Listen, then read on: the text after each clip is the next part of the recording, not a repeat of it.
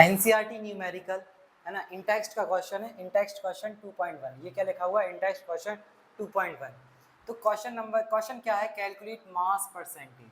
इसका क्या मतलब है, परसेंट W/W निकालना है आपको। क्या कह रहा है, ऑफ बेंजीन, किसका निकालना है, बेंजीन का, एंड कार्बन टेट्राक्लोराइड, और कार्बन टेट्राक्लोराइड का निकालना है। 22 ग्राम बेंजीन गिवन है, डिजोल्व है किसमें, 122 ग्राम, 122 ग्राम ऑफ कार्बन टेट्राक्लोराइड।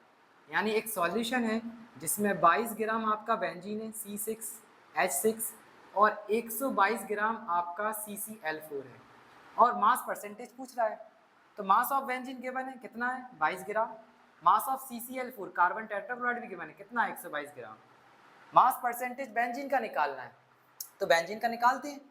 ऊपर किसका मास लगाएंगे, फॉर्मूला क्या है, mass of benzene upon mass of solution. तो मास ऑफ बेंजीन कितना दे रखा है, 22 ग्राम। मास ऑफ सॉल्यूशन नहीं दे रखा, तो एक सॉल्यूट है तो दूसरा क्या है, दूसरा सॉल्वेंट है।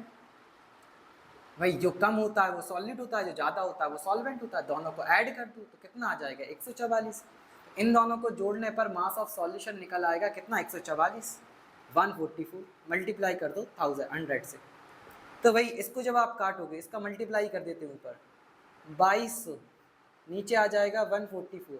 इसको काट लो तो 2 से कट जाएगा, 1100 बटे में 72। अप्रोक्स आंसर लगभग 15 के पास आएगा, तो 15% W/W आ जाएगा। किसका आया ये, बेंजीन का। किसका निकाला है हमने, बेंजीन का। इसी तरीके से हम किसका निकाल लेंगे, कार्बन टेट्राक्लोराइड का। तो ये न्यूमेरिकल था, आपको आई होप समझ में आया होगा।